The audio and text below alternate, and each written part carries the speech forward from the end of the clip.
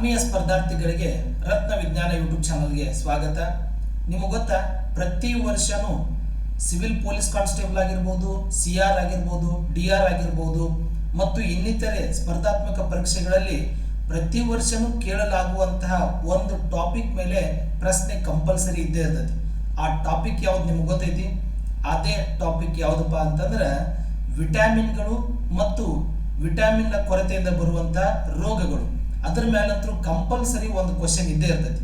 ಹಾಗಾಗಿ ಇವತ್ತಿನ ಟಾಪಿಕ್ ಅನ್ನ ನಾವೇನ್ ಮಾಡೋಣಪ್ಪ ಅಂದ್ರೆ ವಿಟಮಿನ್ಸ್ಗಳು ಮತ್ತು ಅದರ ಕೊರತೆಯಿಂದ ಬರುವಂತ ರೋಗಗಳ ಬಗ್ಗೆ ಡಿಸ್ಕಷನ್ ಮಾಡೋಣ. ಬರ್ರಿ, ಹಾಗಾದ್ರೆ ತಡ ಮಾಡೋದು ಬೇಡ, ವಿಡಿಯೋ ಪೂರ್ತಿ ನೋಡ್ರಿ. ಈ ಒಂದು 15ರಿಂದ 20 ನಿಮಿಷದ ಸಮಯವನ್ನ ನೀವು ವ್ಯಯ ಮಾಡಿದ್ರೆ ನಿಮ್ಮ ಪರೀಕ್ಷೆ ಒಳಗಡೆ 1ರಿಂದ 2 ಅಂಕಗಳು ಖಚಿತವಾಗಿ ಈ ಟಾಪಿಕ್ ಮೇಲೆ ನಿಮಗೆ ಸಿಕ್ಕೇ ಸಿಗ್ತಾವೆ. ಅದಕ್ಕೋಸ್ಕರ ಮಿಸ್ ಮಾಡಕ್ ಹೋಗ್ಬೇಡ್ರಿ. ಬರ್ರಿ, ಹಾಗಾದ್ರೆ ಸ್ಟಾರ್ಟ್ ಮಾಡೋಣ ಅಂತ. ಓಕೆ, ಇವಾಗ ಬಂದ್ವಿ ನೋಡ್ರಿಲ್ಲ. ಸಿವಿಲ್ ಪೊಲೀಸ್ ಕಾನ್ಸ್ಟೇಬಲ್ ಅಥವಾ ಪೊಲೀಸ್ ಕಾನ್ಸ್ಟೇಬಲ್ ಪರೀಕ್ಷೆಗೆ ಸಾಮಾನ್ಯ ವಿಜ್ಞಾನದೊಳಗಡೆ ಪ್ರತಿ ವರ್ಷನೂ ಕೇಳಲಾಗುವಂಥ ಪ್ರಶ್ನೆಗಳು ಇದ್ರ ಮೇಲೆ ಬಂದಿರ್ತಾವು. ಹಾಗಾಗಿ ಮೊದಲನೇದು ತಗೊಂಡ್ಬಿಡೋನು. ಫಸ್ಟ್ ಯಾವುದ್ರ ಬಗ್ಗೆ ಡಿಸ್ಕಷನ್ ಮಾಡೋಣಪ್ಪ ಅಂದ್ರೆ ನಾವು ಈ ವಿಟಮಿನ್ಸ್ಗಳಂದ್ರೆ ಯಾವ ಜೀವಸತ್ವ, ಈ ಕನ್ನಡದೊಳಗಡೆ ಏನಂತೀವಿ ನಾವು ಇವಕ್ಕ ಜೀವಸತ್ವಗಳು ಅಂತ ಹೇಳಿ ಕರಿತೀವಿ. ಈ ಜೀವಸತ್ವಗಳು ಯಾವುವು, ನಮ್ಮ ದೇಹಕ್ಕೆ ಏನೇನೆಲ್ಲ ಅನುಕೂಲ ಮಾಡ್ತಾವು, ಸಹಾಯ ಮಾಡ್ತಾವು ಅನ್ನೋದ್ರ ಬಗ್ಗೆ ಫಸ್ಟ್ ನೋಡೋಣ. ಇದು ಈ ಎಲ್ಲ ಮಾಹಿತಿಯನ್ನ ಒಂದು PDF ಫೈಲ್ ಒಳಗಡೆ ತೆಗೆದುಕೊಂಡು ಬಂದಿನಿ. ಈ PDF ಫೈಲ್ ನಿಮ್ಗೆ ಏನಾದರೂ ಬೇಕಾಗಿತ್ತಂದ್ರೆ ಕೆಳಗಡೆ ಕಮೆಂಟ್ ಬಾಕ್ಸ್ ಒಳಗಡೆ ಪಿನ್ ಮಾಡಿರ್ತೀನಿ. ಅದನ್ನ ನೀವು ಡೌನ್ಲೋಡ್ ಮಾಡಿಕೊಂಡು ಮತ್ತೆ ಪದೇ ಪದೇ ಓದ್ಕೋಬಹುದು ಅಥವಾ ಶಾರ್ಟ್ ನೋಟ್ಸ್ ಅನ್ನ ಮಾಡಿಟ್ಕೋಬಹುದು. ಓಕೆ, ನೋಡ್ರಿ, ಮೊದಲಿಗೆ ಹೋಗೋಣ. ಪೋಷಕಾಂಶಗಳ ಮೂಲಭೂತ ಅಂಶಗಳ ಬಗ್ಗೆ ನೋಡೋಣ. ನೋಡ್ರಿ, ನಮಗೆ ನಮ್ಮ ದೇಹಕ್ಕೆ ಅವಶ್ಯಕವಾಗಿರ್ತಕ್ಕಂತಹ ಮೂಲಭೂತ ಪೋಷಕಾಂಶಗಳು ಯಾವ್ಯಾವಪ್ಪ ಅಂತಂದ್ರೆ ಮೊದಲನೇದು ಕಾರ್ಬೋಹೈಡ್ರೇಟ್ಸ್ ಅಂತೇಳಿ. ಇವಕ್ಕೆ ನಾವು ಕನ್ನಡದೊಳಗಡೆ ಶರ್ಕರ ಪಿಷ್ಟಗಳು ಅಂತ ಕರಿತೀವಿ. ಇವಕ್ಕೆ ಕನ್ನಡದೊಳಗಡೆ ಶರ್ಕರ ಪಿಷ್ಟಗಳು ಅಂತ ಹೇಳಿ ಕರಿತೀವಿ. ನೆಕ್ಸ್ಟ್ ನೋಡ್ರಿ, ಈ ಕಾರ್ಬೋಹೈಡ್ರೇಟ್ಗಳು ನಮ್ಗೆ ಏನನ್ನ ಒದಗಿಸ್ತಾವು, ನಮ್ಮ ದೇಹಕ್ಕೆ ಏನನ್ನ ಒದಗಿಸ್ತಾವ ಅನ್ನೋದನ್ನ ನೋಡೋನಿಲ್ಲ. ನೋಡ್ರಿ, ಇಲ್ಲದವಲ್ರಿ, ಕಾರ್ಬೋಹೈಡ್ರೇಟ್ಗಳು ನಮ್ಮ ದೇಹಕ್ಕೆ ಶಕ್ತಿಯನ್ನ ನೀಡುವಂತಹ ಮೂಲ ವಸ್ತುಗಳಾಗಿವೆ. ಶಕ್ತಿಯನ್ನ ನೀಡ್ತಾವ ನಮ್ಮ ದೇಹಕ್ಕೆ. ಸರ್, ಹೆಂಗ್ರಿ ಶಕ್ತಿಯನ್ನ ನೀಡುವುದಂತಂದ್ರೆ ಹೆಂಗ? ಉದಾಹರಣೆಗೆ ಒಂದು ಸಣ್ಣ ಲೈನ್ನಾಗ ನಿಮ್ಗೆ ತಿಳಿಸ್ಕೊಟ್ಬಿಡ್ತೀನಿ. ನೋಡ್ರಿ, ನಮ್ಮ ಜೀವಕೋಶಗಳಿಗೆ ಆಹಾರವು ಗ್ಲೂಕೋಸ್, ಕಾರ್ಬೋಹೈಡ್ರೇಟ್ನ ಗ್ಲೂಕೋಸ್, ಅಮೈನೋ ಆಮ್ಲ, ಪ್ರೋಟೀನ್ನ ಅಮೈನೋ ಆಮ್ಲ, ಆಮೇಲೆ ಲಿಪಿಡ್ಗಳು, ಕೊಬ್ಬಿನ ಆಮ್ಲಗಳು, ಇವೆಲ್ಲವೂ ನಮ್ಮ ಜೀವಕೋಶಕ್ಕೆ ಸಾಗಾಣಿಕೆಗೊಳ್ತಾವೆ. ಅದರಲ್ಲಿಯೂ ಕೂಡ ಈ ಗ್ಲೂಕೋಸ್, ಕಾರ್ಬೋಹೈಡ್ರೇಟ್ನ ಒಂದು ರೂಪವಾಗಿರ್ತಕ್ಕಂಥ ಗ್ಲೂಕೋಸು ನಮ್ಮ ಜೀವಕೋಶದಲ್ಲಿರುವಂತಹ ಮೈಟೋಕಾಂಡ್ರಿಯಾ, ನೋಡ್ರಿ ಇಲ್ಲಿ ಬರ್ದಿರ್ತೀನಿ, ಯಾವುದದು ಮೈಟೋಕಾಂಡ್ರಿಯಾ, ನೆನಪಿಟ್ಕೊಡ್ರಿ. ಮೈಟೋಕಾಂಡ್ರಿಯಾ ಅನ್ನುವಂಥದ್ದು ಇದು ಗ್ಲೂಕೋಸ್ ಅನ್ನ ಒಡೆದು ಏನ್ ಮಾಡ್ತದಪ್ಪ ಅಂದ್ರೆ ATP ಗಳನ್ನ ತಯಾರು ಮಾಡ್ತದೆ. ATP ಪ್ಲಸ್ ಇದ್ರ ಜೊತೆಗೆ ಕಾರ್ಬನ್ ಡೈಆಕ್ಸೈಡ್ ಅನ್ನ ಬಿಡುಗಡೆ ಮಾಡುತ್ತೆ. ಈ ATP ಅನ್ನೋದು ಏನಪ್ಪಾ ಅಂದ್ರೆ ಶಕ್ತಿ ಅಂತ ಕರಿತೀವಿ. ನಾವು ಓಡುವುದಕ್ಕ, ಜಿಗಿಯುವುದಕ್ಕ, ಆಮೇಲೆ ಮಾತನಾಡೋದಕ್ಕ, ಇನ್ನಿತರೆ ದೊಡ್ಡ ದೊಡ್ಡ ಕೆಲಸಗಳನ್ನ ಮಾಡೋದಕ್ಕೆ ಬೇಕಾಗಿರುವಂತ ಶಕ್ತಿ ಯಾವ ರೂಪದಲ್ಲಿ ಇರ್ತದಪ್ಪ ಅಂದ್ರೆ ATP ಅನ್ನುವಂತ ರೂಪದೊಳಗಡೆ ಇರ್ತೈತಿ. ಇದನ್ನ ಸ್ವಲ್ಪ ನೀವೇನ್ ಮಾಡ್ರಿ, ಗಮನ ಹರಿಸ್ರಿ. ಓಕೆ, ಮುಂದೆ ಹೋಗೋಣ್ರಿ. ಯಾವ್ದಪ್ಪ ಅಂತಂದ್ರೆ ಓಕೆ, ಈ ಕಾರ್ಬೋಹೈಡ್ರೇಟು ಯಾವ್ಯಾವ ಉದಾಹರಣೆಗೆ ಯಾವ್ಯಾವ ವಸ್ತುಗಳಲ್ಲಿ ಇರ್ತತಿ ಅನ್ನೋದ್ರ ಬಗ್ಗೆ ನೋಡೋಣ. ಅಕ್ಕಿಗಳಲ್ಲಿ ಕಾರ್ಬೋಹೈಡ್ರೇಟ್ ಇರ್ತತಿ, ಗೋಧಿಗಳಲ್ಲಿ, ಆಮೇಲೆ ಆಲೂಗಡ್ಡೆ. ಅತಿ ಹೆಚ್ಚು ಈ ಶರ್ಕರ ಸ್ಟಾರ್ಚ್ ಇರುವಂತದ್ದು ಎಲ್ಲಿಪ್ಪ ಅಂದ್ರೆ ಆಲೂಗಡ್ಡೆ ಒಳಗಡೆ ಅತಿ ಹೆಚ್ಚು ಸ್ಟಾರ್ಚ್ ಅಥವಾ ಕಾರ್ಬೋಹೈಡ್ರೇಟ್ ಅನ್ನ ನೋಡ್ತೀವಿ ನಾವು. ಓಕೆ, ಇವಾಗ ನಿಮಗೆ ಮೊದಲನೇದು ಕಾರ್ಬೋಹೈಡ್ರೇಟ್ ಬಗ್ಗೆ ತಿಳಿತು. ಕಾರ್ಬೋಹೈಡ್ರೇಟು ಗ್ಲೂಕೋಸು, ಫ್ರುಕ್ಟೋಸು, ಮಾಲ್ಟೋಸು, ಇನ್ನಿತರೆ ರೂಪಗಳಲ್ಲಿ ಕಾರ್ಬೋಹೈಡ್ರೇಟ್ ಸಂಗ್ರಹಗೊಂಡಿರ್ತೈತಿ. ಇನ್ನು ಮುಂದೆ ಹೋಗೋಣ. ಪ್ರೋಟೀನ್, ನೋಡಿರ್ಲಿ, ಪ್ರೋಟೀನ್ ಬಗ್ಗೆ ನೋಡೋಣ. ಇದು ಸಾರಜನಕ ಯುಕ್ತ ಪದಾರ್ಥ. ಅಂದ್ರ ಸಾರಜನಕ ಅಂದ್ರೆ ಏನು ಗೊತ್ತಂದ್ರಿ? ನೈಟ್ರೋಜನ್ ಯುಕ್ತ ಪದಾರ್ಥವಾಗಿದೆ. ನಮ್ಮ ದೇಹದಲ್ಲಿ ಅತಿ ಹೆಚ್ಚು ತ್ಯಾಜ್ಯ ಪದಾರ್ಥ ಉತ್ಪತ್ತಿಯಾಗುವುದೇ ಈ ಪ್ರೋಟೀನ್ ನಿಂದ ತ್ಯಾಜ್ಯ ಪದಾರ್ಥ ಉತ್ಪತ್ತಿ ಆಗುತ್ತೆ. ಯಾಕಂದ್ರೆ ಯೂರಿಯಾ ನೋಡ್ರಿ, ನಮ್ಮ ದೇಹದೊಳಗಡೆ ಉತ್ಪತ್ತಿ ಆಗುವಂತಹ ಯೂರಿಯಾ ಏನೈತಲ್ರಿ, ಇದು ನೈಟ್ರೋಜನ್ ಯುಕ್ತ ತ್ಯಾಜ್ಯ ಪದಾರ್ಥ ಆಗಿರ್ತೈತಿ. ಉದಾಹರಣೆಗೆ ನಾವು ಬಿಡುಗಡೆ ಮಾಡುವಂತ ಯೂರಿನ್ ಆಗಿರ್ಬೋದು, ಈ ಯೂರಿಯಾ ಅನ್ನುವಂತ ಪದಾರ್ಥವನ್ನ ಒಳಗೊಂಡಿರ್ತೈತಿ. ಅದು ನೈಟ್ರೋಜನ್ ಯುಕ್ತ ತ್ಯಾಜ್ಯ ಪದಾರ್ಥ. ಈ ಪ್ರೋಟೀನ್ಗಳು ನಮ್ಮ ದೇಹಕ್ಕೆ ಏನ್ ಕೆಲಸ ಮಾಡ್ತಾವಪ್ಪ ಅಂದ್ರೆ ದೇಹದ ನಿರ್ಮಾಣಕಾರರು ಅಂತ ಕರಿತೀವಿ, ಅಂದ್ರೆ ಬಾಡಿ ಬಿಲ್ಡರ್ಸ್. ಇವೇನ್ ಮಾಡ್ತಾವಪ್ಪ ಅಂದ್ರೆ ಜೀವಕೋಶದ ಬೆಳವಣಿಗೆ ಮತ್ತು ಅಕಸ್ಮಾತ್ ಜೀವಕೋಶಗಳ ನಾಶ ಆಗಿ ನಾವೇನಾದ್ರೂ ಬಿದ್ದಿದೀವಿ ಅಂದ್ರೆ, ಕಾಲ್ ಕೆತ್ತಿದಾಗ ಅಥವಾ ದೇಹದೊಳಗಡೆ ಯಾವ್ದಾದ್ರು ಒಂದು ಅಂಗವನ್ನ ದುರಸ್ತಿ ಮಾಡ್ಬೇಕಾಗಿತ್ತಂದ್ರ ಆ ದುರಸ್ತಿ ಮಾಡ್ಬೇಕಾದ್ರೆ ನಿಮ್ಗೆ ಏನ್ ಹೇಳ್ತಾರ ಅವರು, ನೋಡ್ರಿ ಎಗ್ ವೈಟ್ ತಿನ್ರಿ ಅಂತ ಹೇಳ್ತಾರ ನೋಡ್ರಿ. ಎಗ್ ವೈಟ್ ಅಂದ್ರೆ ಮೊಟ್ಟೆಯ ಹಳದಿ ಭಾಗವನ್ನು ಬಿಟ್ಟು ಬಿಳಿ ಭಾಗವನ್ನು ತಿನ್ರಿ ಅಂತ. ಯಾಕೆ ಹೇಳ್ರಿ, ಅತಿ ಹೆಚ್ಚು ಪ್ರೋಟೀನ್ ಅನ್ನು ಹೊಂದಿರತಕ್ಕಂಥದ್ದು ಯಾವ್ದಪ್ಪ ಅಂದ್ರ ಮೊಟ್ಟೆ.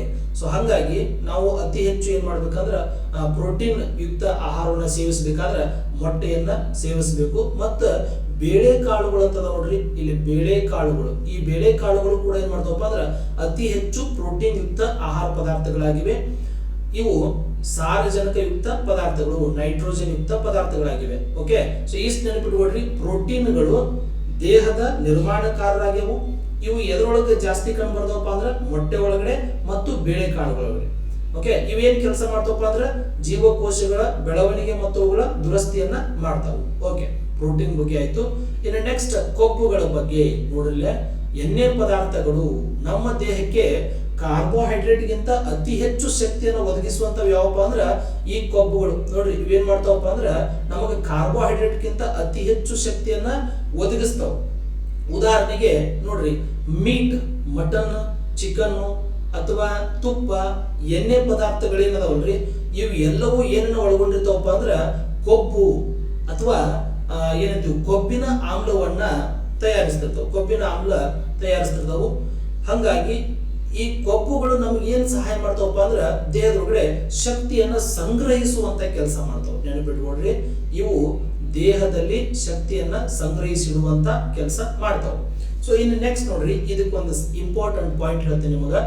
ಈ ಕೊಬ್ಬುಗಳು ನಮ್ಮ ದೇಹದೊಳಗಡೆ ನಿಜವಾಗ್ಲೂ ಏನಾಗಂಗಿಲ್ಲಪ್ಪ ಅಂದ್ರೆ ಡೈಜೆಷನ್ ಆಗುದಿಲ್ಲ. ಕೊಬ್ಬುಗಳು ಡೈಜೆಷನ್ ಆಗುದಿಲ್ಲ. ಈ ಕೊಬ್ಬುಗಳನ್ನ ವಿಭಜನೆ ಮಾಡ್ಬೇಕಾದ್ರ ನಮ್ಮ ದೇಹದೊಳಗಡೆ ಮೆದೋಜೀರಕ ಗ್ರಂಥಿ ಅಂತೇಳಿ ಐತಿ. ನೆನಪಿಟ್ಕೊಡ್ರಿ, ಮೆದೋಜೀರಕ ಗ್ರಂಥಿ. ಇದನ್ನ ಹೋದ ಕ್ಲಾಸ್ ಒಳಗಡೆ ನಾನು ಹೇಳಿದ್ದೆ, ನಿಮಗೆ ನೆನಪಿದ್ರೆ ಇರ್ಬೋದು. ಈ ಮೆದೋಜೀರಕ ಗ್ರಂಥಿ ಒಳಗಡೆ ಒಂದು ಕಿಣ್ವ ಬರ್ತೈತ್ರಿ, ಕಿಣ್ವ ನೆನಪಿಟ್ಕೊಡ್ರಿ, ಕಿಣ್ವ. ಈ ಕಿಣ್ವ ಏನ್ ಮಾಡ್ತದಪ್ಪ ಅಂದ್ರ ಕೊಬ್ಬಿನ ಸಣ್ಣ ಸಣ್ಣ ಕಣಗಳನ್ನ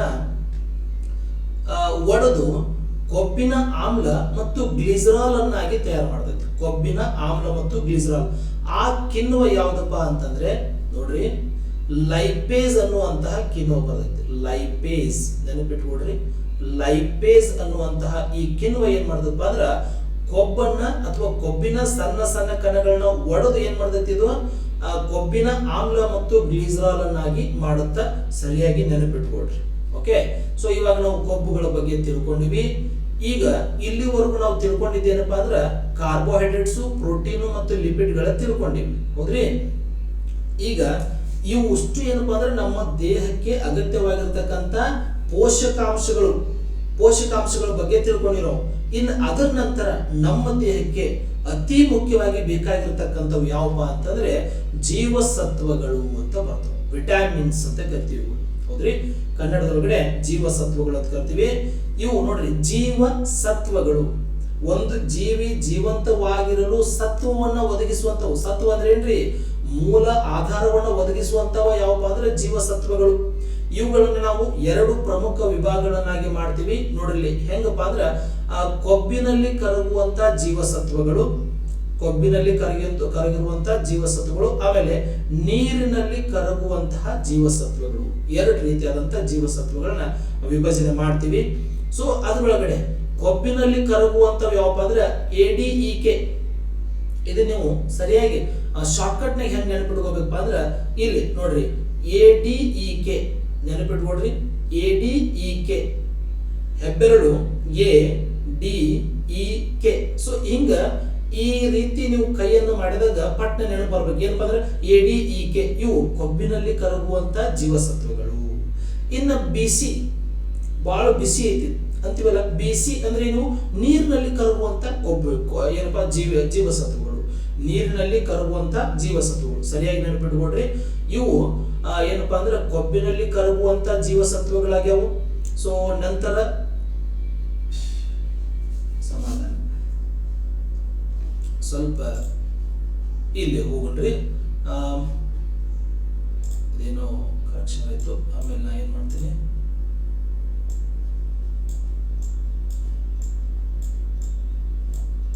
ಓಕೆ.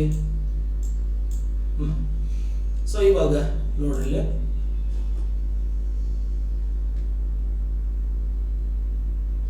ಏನು ತನ ನೋಡಕ್ತೈತಿ. ಓಕೆ, ಸ್ವಲ್ಪ ಮಿಸ್ಟೇಕ್ ಆಗಿತ್ತು. ಸಮಾಧಾನ, ಇದನ್ನ ಆಮೇಲೆ ಕಟ್ ಮಾಡ್ತೀನಿ ನಾನು.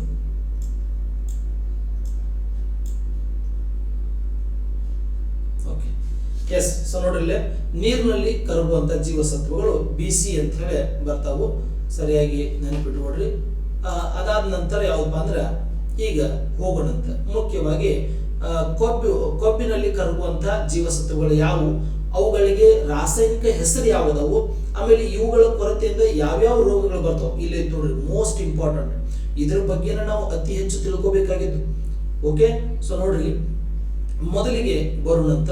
ಇಲ್ಲಿ ನೋಡ್ರಿ, ಯಾವ್ದಪ್ಪ ಅಂತಂದ್ರೆ ಎ ಜೀವಸತ್ವ, ವಿಟಮಿನ್ ಎ ಅಂತ ಹೇಳಿ ನೋಡ್ರಿ. ಸರಿಯಾಗಿ ಗಮನಿಸ್ರಿ, ವಿಟಮಿನ್ ಎ. ಇದಕ್ಕೆ ನಾವು ಇಂಗ್ಲಿಷ್ ಒಳಗಡೆ ಏನಂತೀವಪ್ಪ ಅಂದ್ರೆ, ಅಥವಾ ರಾಸಾಯನಿಕ ಹೆಸರು ಏನಂತಂದ್ರೆ ರೆಟಿನಾಲ್. ನೆನಪಿಟ್ಕೊಡ್ರಿ, ಬಹಳ ಇಂಪಾರ್ಟೆಂಟ್. ಇದನ್ನು ಬಹಳ ಸಲ ಕೇಳ. ವಿಟಮಿನ್ ಎಗೆ ಇರುವಂತ ರಾಸಾಯನಿಕ ಹೆಸರೇನು, ಹಿಂಗೆ ಕೇಳೋ ಬದಲೇನು ವೈಜ್ಞಾನಿಕ ಹೆಸರೇನು ಅಂತ ಬಹಳ ಸಲ ಕೇಳ. ಹೌದ್ರಿ. ಮತ್ತ ಇನ್ನೊಂದು ನಾವು ಏನ್ ನೆನಪಿಟ್ಕೊಂಡಿರ್ತೀವಿ, ವಿಟಮಿನ್ ಎ ಕೊರತೆಯಿಂದ ಬರುವಂತದ್ದು ಯಾವಪ್ಪ ಅಂದ್ರ ಇರುಳು ಗುರುಡು ಅಂತ ಅನ್ಕೊಂಡಿರ್ತೀವಿ, ಇಲ್ಲ ಜಿರಾಪ್ಥೆಲ್ಮಿಯಾ ಅಂತೇಳಿ ರೋಗ ಅಂತ ನೆನಪಿಟ್ಕೊಂಡಿರ್ತೀವಿ. ಅವ್ರು ಏನ್ ಕೇಳ್ಬಿಡ್ತಾರೆ, ಅಲ್ಲಿ ವಿಟಮಿನ್ ಎ ಅನ್ನೋದು ಬಿಟ್ಟು ಬಿಡ್ತಾನೆ. ರೆಟಿನಾಲ್ ಕೊರತೆಯಿಂದ ಬರುವಂತಹ ರೋಗಗಳು ಯಾವುವು ಅಂತ ಕೇಳ್ಬಿಡ್ತಾನೆ. ನೋಡ್ರಿ, ಇಲ್ಲೇ ಸ್ವಲ್ಪ ಟ್ವಿಸ್ಟ್ ಮಾಡ್ತಾರಲ್ಲ. ಸೊ ಹಂಗಾಗಿ ನೀವು ವಿಟಮಿನ್ ಎ ಅಂದ್ರೆ ರೆಟಿನಾಲ್ ಅಂತ ಹೇಳಿ ನೆನಪಿಟ್ಕೊಂಡ್ಬಿಡ್ಬೇಕು. ನೋಡ್ರಿ, ವಿಟಮಿನ್ ಎ ಇದು ಏನ್ ಮಾಡ್ತಪ್ಪ ಅಂದ್ರ ಇದರ ಕೊರತೆಯಿಂದ ಬರುವಂತ ರೋಗ ಯಾವುದು ಅಂತಂದ್ರ ಇರುಳು ಗುರುಡು ಅಥವಾ ನೈಟ್ ಬ್ಲೈಂಡ್ನೆಸ್ ಅಂತ ಕರಿತೀವಿ. ಅಂದ್ರೆ ಸಾಯಂಕಾಲ ಆಯ್ತು ಅಂದ್ರೆ ಕಣ್ಣ ಕಾಣಂಗಿಲ್ಲ. ಸೊ ಇದನ್ನ ನಾವು ಇರುಳು ಗುರುಡು ಅಂತ ಕರಿತೀವಿ. ಓಕೆ, ಮತ್ ಇನ್ನೊಂದ್ ಏನಪ್ಪಾ ಅಂದ್ರ ಜಿರಾಪ್ಥಾಲ್ಮಿಯಾ. ನೋಡ್ರಿ, ಜಿರಾಪ್ಥಾಲ್ಮಿಯಾ ಅಂತಂದ್ರ ಕಣ್ಣುಗಳು, ಇಲ್ಲೇನೋ ನೋಡ್ರಿ, ಕಣ್ಣುಗಳು ಬಿಳಿ ಗುಡ್ಡೆಗಳಾಗುವುದು. ಅಂದ್ರ ಏನ್ ಹೇಳ್ತೀವಿ ನಾವು, ವಯಸ್ಸಾದಂಗೆಲ್ಲ ಈ ಬಿಳಿ ಕಪ್ಪು ಗುಡ್ಡೆ ಇದ್ದದ್ದು ಏನಾಗುತ್ತೆ ಅಂದ್ರೆ ಬಿಳಿಯಾಗಿ ಟರ್ನ್ ಆಗುತ್ತೆ. ಹಂಗ ವಿಟಮಿನ್ ಎ ಕೊರತೆ ಇತ್ತಪ್ಪ ಅಂದ್ರೆ ಬಹುಬೇಗನೆ ವಯಸ್ಸಾಗೋಕಿನ ಮುಂಚಿತವಾಗಿನ ಈ ಕಣ್ಣು ಗುಡ್ಡೆ ಏನಾಗತ್ತಪ್ಪ ಅಂದ್ರೆ ಬಿಳಿಯಾಗಿ ಹಾಲಿನ ಬಣ್ಣಕ್ಕೆ ತಿರುಗುತ್ತ. ಸೊ ಇದರಿಂದ ಆಮೇಲೆ ಇದರ ಕೊರತೆಯಿಂದ ಮಕ್ಕಳಲ್ಲಿ ರಿಕೆಟ್ಸ್ ಮತ್ತೊಳ್ಳೆ ಆಸ್ಟಿಯೋಮಲೇಷಿಯಾ, ಮೂಳೆಗಳು ಮೆತ್ತಗಾಗುವುದು. ಆಸ್ಟಿಯೋಮಲೇಷಿಯಾ ಅಂತಂದ್ರೆ, ಆಮೇಲೆ ರಿಕೆಟ್ಸ್ ಅಂದ್ರೆ ಏನ್ ಗೊತ್ತನ್ರಿ, ತಲೆ ದೊಡ್ಡದು, ಕೈಕಾಲು ಸಣ್ಣ, ಹೊಟ್ಟೆ ದಪ್ಪ, ಆಮೇಲೆ ಮೂಳೆಗಳಲ್ಲಿ ನಿಶ್ಶಕ್ತತೆ ಉಂಟಾಗುವುದು. ಇದು ಏನಪ್ಪಾ ಅಂದ್ರೆ ರಿಕೆಟ್ಸ್ ರೋಗದ ಲಕ್ಷಣಗಳು. ಅದೇ ರೀತಿಯಾಗಿರ್ತಕ್ಕಂಥದ್ದು ಆಸ್ಟಿಯೋಮಲೇಷಿಯಾ. ಇದೊಂದು ಏನಪ್ಪಾ ಅಂದ್ರೆ ಅತಿ ಹೆಚ್ಚು ಆಸ್ಟ್ರೇಲಿಯಾ ಮತ್ತು ಮಲೇಷಿಯಾದಲ್ಲಿ ಕಂಡು ಬರುವಂತ ರೋಗ. ಅದಕ್ಕಾಗಿ ಏನ್ ಮಾಡಿದ್ರೆ ಆಸ್ಟಿಯೋಮಲೇಷಿಯಾ ಅಂತೇಳಿ ಸೇರಿಸ್ಯಾರ ಇದನ್ನು. ಓಕೆ, ಸೊ ಅದಕ್ಕೆ ಆಸ್ಟಿಯೋ ಅಂತೇಳಿ ಇನ್ನೊಂದು ಪದದ ಅರ್ಥ ಐತಿ, ಅದನ್ನ ನಿಮಗೆ ಇನ್ನು ಕಮೆಂಟ್ ಒಳಗಡೆ ಮೆಸೇಜ್ ಮಾಡ್ತೀನಿ. ಓಕೆ, ಸೊ ಇನ್ ನೆಕ್ಸ್ಟ್ ಬರೋಣ ಎರಡನೇದು ವಿಟಮಿನ್ ಡಿ ಕೊರತೆಯಿಂದ. ವಿಟಮಿನ್ ಡಿ ಅಂದ್ಕೊಳ್ಳ ಪಟ್ಟೆ ನೆನಪಾಗಬೇಕು, ಸೂರ್ಯನ ರೇಷ್ಮೆ ಅಥವಾ ಸೂರ್ಯನ ಕಿರಣದಿಂದ ಸಿಗುವಂತ ಒಂದು ಜೀವಸತ್ವ ಯಾವುದಪ್ಪ ಅಂತಂದ್ರೆ ವಿಟಮಿನ್ ಡಿ. ಇದಕ್ಕೆ ನೋಡ್ರಿ ಏನಂತಾರೆ ವೈಜ್ಞಾನಿಕ ಹೆಸರು ಕ್ಯಾಲ್ಸಿಫೆರಾಲ್. ನೆನಪಿಟ್ಕೊಡ್ರಿ, ಕ್ಯಾಲ್ಸಿಫೆರಾಲ್. ವಿಟಮಿನ್ ಡಿ ಗೆ ಕ್ಯಾಲ್ಸಿಫೆರಾಲ್, ವಿಟಮಿನ್ ಎ ಗೆ ರೆಟಿನಾಲ್. ನೆನಪಿಟ್ಕೊಡ್ರಿ, ಇದು ಏನಪ್ಪಾ ಅಂದ್ರೆ ಸೂರ್ಯನ ಬೆಳಕಿನ ಜೀವಸತ್ವ ಅಂತ ಕರಿತೀವಿ, ಸನ್ಶೈನ್ ವಿಟಮಿನ್ ಅಂತ ಹೇಳಿ. ಇದು ದೇಹದೊಳಗಡೆ ಹಾರ್ಮೋನ್ ಅಂತ ಏನ್ ಮಾಡೋದಪ್ಪ ಅಂದ್ರೆ ಕೆಲಸ ಮಾಡೋದು. ದೇಹದೊಳಗಡೆ ಹಾರ್ಮೋನ್ ಅಂತ, ಅದಕ್ಕೆ ಹೇಳ್ತಾರೆ ನಿಮ್ಗೆ ಬೆಳಿಗ್ಗೆ ಎದ್ದ ತಕ್ಷಣ ಬೆಳಿಗ್ಗೆ 6 ರಿಂದ 8 ಗಂಟೆ ಒಳಗಾಗಿ ಬಿಸಿಲು ದಪ್ಪ ಆಗು ಅಂದ್ರೆ ಬಿರುಸಾಗೋಕ್ಕಿಂತ ಮುಂಚಿತವಾಗಿ ಬಿಸಿಲನ್ನ ಕಾಸಬೇಕು, ಎಳಿ ಬಿಸಿಲನ್ನ ಕಾಸಬೇಕು ಅಂತ ಹೇಳ್ತಾರೆ. ಯಾಕಂದ್ರೆ ವಿಟಮಿನ್ ಡಿ ಸಿಗುವಂತದ್ದು ಇರುತ್ತೆ. ಇನ್ನು ವಿಟಮಿನ್ ಇ ನೋಡ್ರಿ, ವಿಟಮಿನ್ ಇ ಇದು ಟೋಕೋಫೆರಾಲ್, ನೆನಪಿಟ್ಕೊಡ್ರಿ, ಇದರ ವೈಜ್ಞಾನಿಕ ಹೆಸರು ಟೋಕೋಫೆರಾಲ್. ಇದನ್ನೇನಂತಪ್ಪ ಅಂದ್ರೆ ನಾವು ಸೌಂದರ್ಯದ ಜೀವಸತ್ವ, ನೆನಪಿಟ್ಕೊಡ್ರಿ, ಹಿಂಗೂ ಕೇಳ್ಬೋದು, ಸೌಂದರ್ಯದ ಜೀವಸತ್ವ ಯಾವುದು ಅಂತ ಕೇಳ್ಬೋದು. ವಿಟಮಿನ್ ಇ ಸೌಂದರ್ಯದ ಜೀವಸತ್ವ ಯಾವ್ದಪ್ಪ ಅಂದ್ರ ವಿಟಮಿನ್ ಇ, ಇದರ ವೈಜ್ಞಾನಿಕ ಹೆಸರು ಟೋಕೋಫೆರಾಲ್, ನೆನಪಿಟ್ಕೊಡ್ರಿ, ಟೋಕೋಫೆರಾಲ್. ಆಮೇಲೆ ಇದರ ಕೊರತೆಯಿಂದ ಬರುವಂತಹ ರೋಗ ಬಂಜೆತನ, ಗಂಡು ಮಕ್ಕಳಲ್ಲಿ ಅಲ್ರಿ, ಹೆಣ್ಣು ಮಕ್ಕಳಲ್ಲಿ ಬಂಜೆತನ ಉಂಟಾಗುತ್ತದೆ. ವಿಟಮಿನ್ ಇ ಕೊರತೆಯಿಂದ ಉಂಟಾಗುವಂತ ರೋಗ ಬಂಜೆತನ, ನೆನಪಿಟ್ಕೊಡ್ರಿ. ಸೊ ನೆಕ್ಸ್ಟ್ ವಿಟಮಿನ್ ಕೆ ಇದೇನಪ್ಪ ಅಂದ್ರ ಫಿಲೋಕ್ವಿನಾನ್, ನೋಡ್ರಿ ನೆನಪಿಟ್ಕೊಡ್ರಿ, ಇದ್ರ ವೈಜ್ಞಾನಿಕ ಹೆಸರು ಫಿಲೋಕ್ವಿನಾನ್, ಕ್ವಿನಾನ್. ಓಕೆ, ಸೊ ಗಾಯವಾದ ರಕ್ತವು ಹೆಪ್ಪುಗಟ್ಟಲು, ಇದ್ರ ಬಗ್ಗೆ ಒಂದ್ ಸ್ವಲ್ಪ ಹೇಳಬೇಕು ನಿಮ್ಗೆ. ನಮ್ಮ ದೇಹದೊಳಗಡೆ ರಕ್ತ ಐತಲ್ರಿ, ರಕ್ತ, ಆ ರಕ್ತದೊಳಗಡೆ ಏನೇನ್ ಇರ್ತದಪ್ಪ ಅಂತಂದ್ರ ಕೆಂಪು ರಕ್ತ ಕಣಗಳು ಇರ್ತಾವು, ಬಿಳಿ ರಕ್ತ ಕಣಗಳು ಇರ್ತಾವು, ಪ್ಲೇಟ್ಲೆಟ್ಸ್ ಇರ್ತಾವು, ಕಿರುತಟ್ಟೆಗಳು, ಆಮೇಲೆ ದುಗ್ಧ ರಸ ಅಂತ ಇರ್ತೈತಿ, ಲಿಂಪ್ ಅಂತ ಕರಿತೀವಿ. ಇದೆಲ್ಲ ಏನಪ್ಪ ನೀಲಂಬಿತ ರೂಪದೊಳಗಡೆ ರಕ್ತದೊಳಗೆ ಮಿಶ್ರಣ ಆಗಿರ್ತಾವ.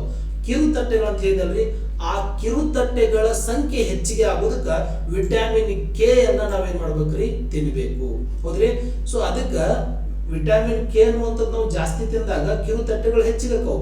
ಆ ಕಿರುತಟ್ಟೆಗಳು ಹೆಚ್ಚಿಗೆ ಆದವಪ್ಪ ಅಂದ್ರೆ ನಮ್ಮ ದೇಹದಲ್ಲಿ ಗಾಯವಾದಾಗ ರಕ್ತ ಹೊರಗೆ ಹೋಗ್ಲಾರ್ದಂಗ ಅದು ಬಲೆಯ ಆಕಾರದೊಳಗಡೆ ಹೆಣೆದುಕೊಳ್ತೈತಿ. ಬಲೆಯ ಆಕಾರದೊಳಗಡೆ ಹೆಣೆದುಕೊಳ್ತಪ್ಪ ಅಂತಂದ್ರ ರಕ್ತ ಹೊರಗೆ ಹೋಗ್ಲಾರ್ದಂಗ ತಡೆಗಟ್ಟುತ್ತ. ಸೊ ಹಂಗ ರಕ್ತ ಹೆಪ್ಪುಗಟ್ಟುವುದಕ್ಕ ಅವಶ್ಯಕವಾಗಿರ್ತಕ್ಕಂತ ಒಂದು ವಿಟಮಿನ್ ಯಾವುದು ಅಂದ್ರೆ ವಿಟಮಿನ್ ಕೆ ಅಂತೇಳಿ. ಸೊ ಇಲ್ಲಿವರೆಗೂ ನಾವು ಯಾವ್ದ್ರ ಬಗ್ಗೆ ಡಿಸ್ಕಷನ್ ಮಾಡಿದ್ವಿ ಅಂದ್ರೆ ಕೊಬ್ಬಿನಲ್ಲಿ ಕರಗುವಂತ ಜೀವಸತ್ವಗಳ ಬಗ್ಗೆ ತಿಳಿದುಕೊಂಡಿವಿ. ಇನ್ನ ಮುಂದೆ ಬರೋಣ್ರಿ, ಯಾವ್ದ್ರ ಬಗ್ಗೆ ಅಂದ್ರೆ ನೀರಿನಲ್ಲಿ ಕರಗುವಂತ ಜೀವಸತ್ವಗಳು. ಸೊ ನಿಮ್ಗೆ ಹೇಳಿದ್ನಿ ವಿಟಮಿನ್ ಬಿ ಮತ್ತು ವಿಟಮಿನ್ ಸಿ ನೀರಿನಲ್ಲಿ ಕರಗುವಂತ ಜೀವಸತ್ವಗಳದಾವು.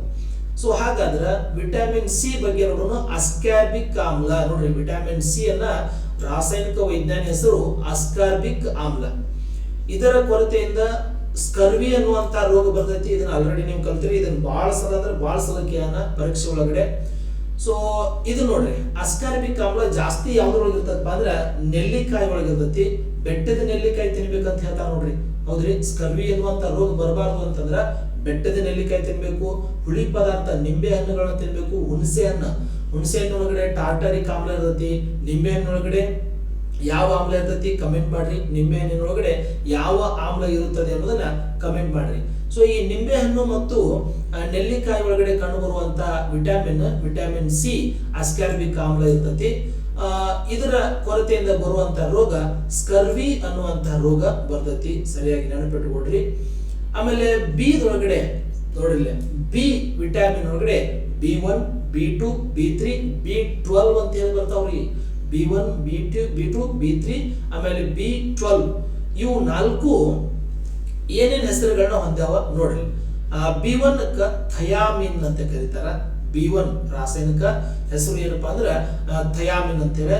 ಇದರ ಕೊರತೆಯಿಂದ ಬೇರೆ ನೋಡ್ರಿ ಯಾವ ರೋಗ ಬರ್ತೈತಿ, ಬೇರೆ ನರ ದೌರ್ಬಲ್ಯತೆ ಉಂಟಾಗುತ್ತ, ವೀಕ್ನೆಸ್ ಆಗುದ್ರಿ, ನಿಶಕ್ತತೆ ಉಂಟಾಗುವುದು, ನರಗಳ ದೌರ್ಬಲ್ಯತೆ ಉಂಟಾಗುವುದು. ಅದು ಯಾವಪ್ಪ ಅಂದ್ರೆ ಬೇರೆ ಅನ್ನುವಂತ ರೋಗ. ಇದನ್ನ ಐ ಥಿಂಕ್ 2024 ಒಳಗಡೆ ಬೇರೆ ರೋಗ ಯಾವ ವಿಟಮಿನ್ ಕೊರತೆಯಿಂದ ಬರುತ್ತದೆ ಅಂತ ಕೇಳಿದ್ರು. ಅಲ್ಲಿ ಆಪ್ಷನ್ ಅನ್ನ ವಿಟಮಿನ್ ಬಿ ಅಂತ ಕೊಟ್ಟಿದ್ದಿಲ್ಲ, ಥಯಾಮಿನ್ ಅಂತ ಕೊಟ್ಟಿದ್ರು. ಸರಿಯಾಗಿ ನೆನಪಿಟ್ಕೊಡ್ರಿ.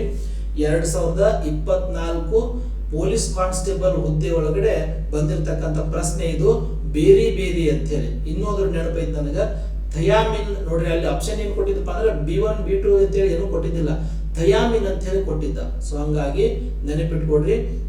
ಸೊ ಇನ್ನ B2 ನೋಡ್ರಿ ರೈಬೋಫ್ಲಾವಿನ್, ನೋಡ್ರಿ ರೈಬೋಫ್ಲಾವಿನ್.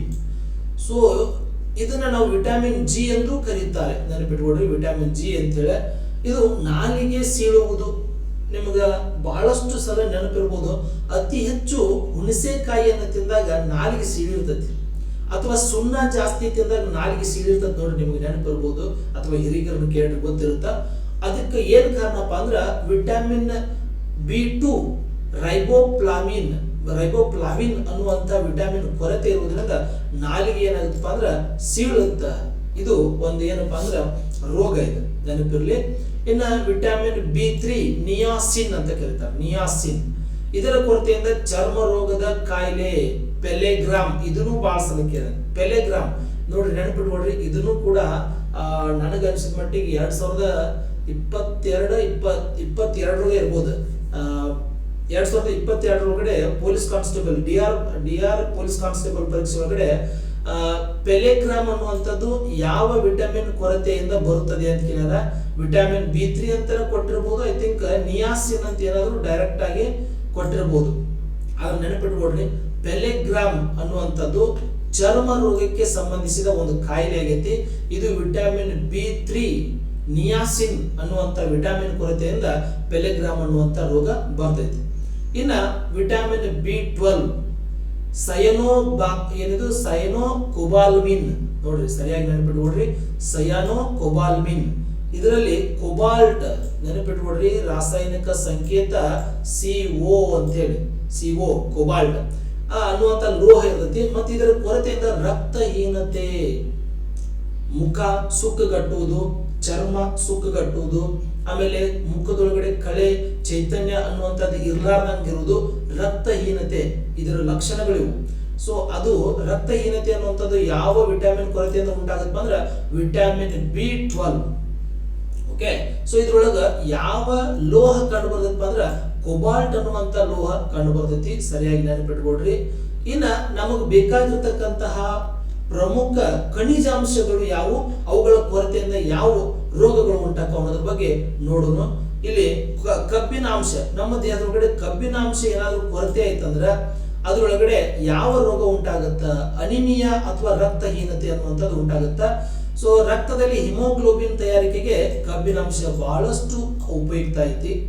ರಕ್ತದೊಳಗಡೆ ಹಿಮೋಗ್ಲೋಬಿನ್ ಪ್ರಮಾಣ ಹೆಚ್ಚಿಗೆ ಆಗ್ಬೇಕಾದ್ರೆ ಕಬ್ಬಿನ ಅಂಶ ಇರುವಂತ ಆಹಾರವನ್ನು ನಾವು ಜಾಸ್ತಿ ತಿನ್ಬೇಕಾಗತ್ತೆ. ಆಮೇಲೆ ಅಯೋಡಿನ್ ಕೊರತೆಯಿಂದ ನಿಮ್ಗೆ ಆಲ್ರೆಡಿ ಗೊತ್ತೈತಿ ಗಳಗಂಡ ರೋಗ ಅಂತ ಹೇಳಿ, ಅಥವಾ ಸರಳ ಗೈಟರ್. ಕುತ್ತಿಗೆ ಭಾಗದೊಳಗಡೆ ಇಲ್ಲಿ ಗಂಟುಗಳು ಇರ್ತಾವು, ಏನಪ್ಪಾ ಅಂದ್ರೆ ಥೈರಾಯ್ಡ್ ಗ್ರಂಥಿಗಳು ಇರ್ತಾವು. ಅವುಗಳಿಗೆ ಅಯೋಡಿನ್ ಸಮರ್ಪಕವಾಗಿ ಸಿಗಲಿಲ್ಲ ಅಂತಂದ್ರೆ ಏನು ಸರಳ ಗೈಟರ್ ಅಥವಾ ಗಳಗಂಡ ರೋಗ ಉಂಟಾಗುತ್ತದೆ. ಇದನ್ನು ಬಹಳ ಸಲ ಕೇಳ. ಸರಳ ಗೈಟರ್ ರೋಗ ಯಾವ ಕೊರತೆಯಿಂದ, ಯಾವ ವಿಟಮಿನ್ ಅಥವಾ ಖನಿಜಾಂಶದ ಕೊರತೆಯಿಂದ ಉಂಟಾಗುತ್ತೆ ಅಂತೇಳಿ ಕೇಳೋಣ. ಇನ್ನ ಕ್ಯಾಲ್ಸಿಯಂ ಕೊರತೆಯಿಂದ ಮೂಳೆಗಳ ದೌರ್ಬಲ್ಯತೆ ಉಂಟಾಗುತ್ತ. ಮೂಳೆಗಳು ಅಥವಾ ಹಲ್ಲುಗಳ ಬಲವರ್ಧನೆ, ನೋಡಿ ಕ್ಯಾಲ್ಸಿಯಂ ಪ್ರಮಾಣ ಹೆಚ್ಚಿಗಿತ್ತುಪ್ಪ ಅಂತಂದ್ರೆ ಮೂಳೆಗಳ ದೌರ್ಬಲ್ಯತೆ ಏನಾಗುತ್ತೆ, ಆ ದೋಷಗಳೆಲ್ಲ ಹೊರಟು ಹೋಗ್ತಾವ. ಹಂಗಾಗಿ ಮತ್ತಿನ್ನೊಂದು ಕ್ಯಾಲ್ಸಿಯಂ ಪ್ರಮಾಣ ಇರುವಂತ ಆಹಾರವನ್ನು ತಿನ್ನುವುದರಿಂದ ಹಲ್ಲುಗಳು ಕೂಡ ಏನಕ್ಕಪ್ಪ ಅಂದ್ರೆ ಗಟ್ಟಿ ಆಗ್ತಾವ. ಒಂದು ವೇಳೆ ಕ್ಯಾಲ್ಸಿಯಂ ಪ್ರಮಾಣ ಕಡಿಮೆ ನಾವು ಇರುವಂತಹ ಆಹಾರ ಪದಾರ್ಥಗಳನ್ನ ತಿಂದಿವಿ ಅಂದ್ರೆ ಮೂಳೆಗಳ ದೌರ್ಬಲ್ಯತೆ ಉಂಟಾಗುತ್ತ ಮತ್ತು ಹಲ್ಲುಗಳು ಕೂಡ ಏನಾಗ್ತಾವಪ್ಪ ಅಂದ್ರೆ ಸಡಿಲಗೊಳ್ತಾವ. ಸೊ ಹಂಗಾಗಿ ನಾವು ಕ್ಯಾಲ್ಸಿಯಂ ಯುಕ್ತ ಆಹಾರ ಪದಾರ್ಥಗಳನ್ನ ತಿನ್ಬೇಕಾಗುತ್ತೆ. ಓಕೆ, ಸೊ ಇದಿಷ್ಟು ಏನಪ್ಪಾ ಅಂತಂದ್ರೆ ನಾವು ಇಲ್ಲಿವರೆಗೂ ನೋಡಿರ್ತಕ್ಕಂಥದ್ದು ಪೊಲೀಸ್ ಕಾನ್ಸ್ಟೇಬಲ್ ಪರೀಕ್ಷಾ ತಯಾರಿಗೆ ಸಂಬಂಧಪಟ್ಟಿರ್ತಕ್ಕಂಥ ಜೀವಸತ್ವಗಳು ಮತ್ತು ಪೋಷಕಾಂಶಗಳ ಬಗ್ಗೆ ಒಂದು ಸಣ್ಣ ವಿಡಿಯೋ ಕ್ಲಾಸ್ ಅನ್ನು ಮಾಡೀನಿ. ಇದಕ್ಕೆ ಸಂಬಂಧಪಟ್ಟಿರ್ತಕ್ಕಂತಹ ಒಟ್ಟು 20 ಪ್ರಶ್ನೆಗಳು ಕಳೆದ 10 ವರ್ಷಗಳಿಂದ ಏನೇನು ಕ್ವಶನ್ಸ್ ಗಳನ್ನ ಕೇಳ್ಕೊತ ಬಂದನ ಇದ್ರ ಮೇಲೆ ಇರ್ತಕ್ಕಂಥ 20 ಪ್ರಶ್ನೆಗಳನ್ನ ಈ ರವಿವಾರ ಸಾಯಂಕಾಲ 5 ಗಂಟೆಯಿಂದ 6 ಗಂಟೆವರೆಗೂ ಯೂಟ್ಯೂಬ್ ಲೈವ್ ಕ್ಲಾಸ್ ಅನ್ನ ಬರಾಕತ್ತೀನಿ. ಆ ಎಲ್ಲಾ ಪ್ರಶ್ನೆಗಳನ್ನ ಡಿಸ್ಕಷನ್ ಮಾಡ್ಕೊಂಡು ಬರೋಣ. ಯಾವ್ಯಾವ ವರ್ಷಗಳಲ್ಲಿ ಯಾವ ಪ್ರಶ್ನೆಗಳನ್ನ ಕೇಳಲಾಗಿತ್ತು, ಅದಕ್ಕೆ ಸಂಬಂಧಪಟ್ಟಿರ್ತಕ್ಕೆಲ್ಲ ಸರೌಂಡಿಂಗ್ ಯಾವ್ಯಾವ ಅಂಶಗಳು ಅದಾವ ಅವನ್ನೆಲ್ಲ ಡಿಸ್ಕಷನ್ ಮಾಡ್ಕೊಂತ ಬರೋಣ. ಆ ಎಲ್ಲಾ ಪ್ರಶ್ನೆಗಳನ್ನ ಡಿಸ್ಕಷನ್ ಮಾಡಿ ಅದರ PDF ಫೈಲ್ ಅನ್ನ ನಿಮಗೆ ಟೆಲಿಗ್ರಾಮ್ ಚಾನಲ್ ಒಳಗಡೆ ಕಳಿಸ್ತೀನಿ. ಯಾರ್ಯಾರು ಇನ್ನೂ ನಮ್ಮ ಟೆಲಿಗ್ರಾಮ್ ಚಾನಲ್ಗೆ ಸೇರ್ಕೊಂಡಿಲ್ಲ, ಟೆಲಿಗ್ರಾಮ್ ಚಾನಲ್ ಅನ್ನ ಲಿಂಕ್ ಅನ್ನ ಈ ವಿಡಿಯೋದ ಕಮೆಂಟ್ ಬಾಕ್ಸ್ ಒಳಗಡೆ ಪಿನ್ ಮಾಡಿರ್ತೀನಿ. ಆ ಟೆಲಿಗ್ರಾಮ್ ಚಾನಲ್ಗೆ ಜಾಯಿನ್ ಆಗ್ರಿ. ಹೆಚ್ಚು ಸರಳವಾದ ಲೈನ್ ಬೈ ಲೈನ್ ನೋಟ್ಸ್ ಗಳನ್ನ ಮತ್ತು ವಿಡಿಯೋ ಕ್ಲಾಸ್ಗಳನ್ನ ಅಪ್ಲೋಡ್ ಮಾಡ್ತಾ ಇರ್ತೀನಿ. ಮತ್ತು ಡೈಲಿ ಅಪ್ಡೇಟ್ಸ್ ಗಳನ್ನ ವಿಜ್ಞಾನಕ್ಕೆ ಸಂಬಂಧಪಟ್ಟಿರ್ತಕ್ಕಂಥ ಕರೆಂಟ್ ಅಫೇರ್ಸ್ ಗಳನ್ನ ಆ ಚಾನಲ್ ಒಳಗಡೆ ಅಪ್ಡೇಟ್ ಮಾಡ್ತಾ ಇರ್ತೀನಿ. ಇನ್ನು ಯಾರ್ಯಾರು ಜಾಯಿನ್ ಆಗಿಲ್ಲ, ನಾನು ಕೊಟ್ಟಿರ್ತಕ್ಕಂಥ ಲಿಂಕ್ ಅನ್ನ ಬಳಸಿ ಜಾಯಿನ್ ಆಗ್ರಿ. ಈ ವಿಡಿಯೋ ನಿಮ್ಗೆ ಏನಾದ್ರು ಇಷ್ಟ ಆಗಿತ್ತಪ್ಪ ಅಂತಂದ್ರೆ ಸಬ್ಸ್ಕ್ರೈಬ್ ಮಾಡ್ಕೊಡ್ರಿ, ಶೇರ್ ಮಾಡ್ರಿ, ಆಮೇಲೆ ಲೈಕ್ ಮಾಡ್ರಿ. ಇನ್ನೂ ಹೆಚ್ಚು ನಿಮ್ಮ ಫ್ರೆಂಡ್ಸ್ಗಳಿಗೆ ತೋರಿಸ್ರಿ ಅಂತ ಹೇಳ್ತಾ ಈ ಒಂದು ಸಣ್ಣ ಪ್ರಯತ್ನಕ್ಕೆ ನಿಮ್ಮ ಬೆಂಬಲ ಯಾವಾಗಲೂ ಇರಲಿ. ಧನ್ಯವಾದಗಳು.